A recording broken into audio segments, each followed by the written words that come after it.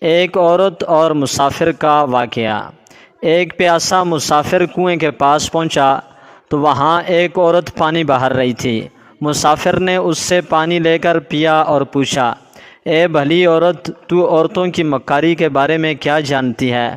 سوال سنتے ہی عورت نے چیخنا چلانا شروع کر دیا۔ مسافر گھبرا گیا اور بولا، ایسا کیوں کرتی ہو؟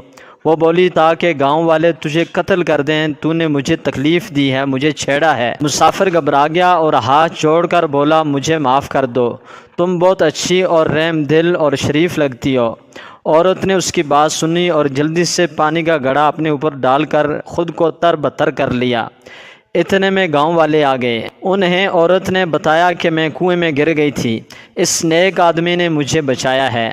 گاؤں والوں نے مسافر کا شکریہ ادا کیا اور اس کی جوان مردی کا تذکرہ کرنے لگے۔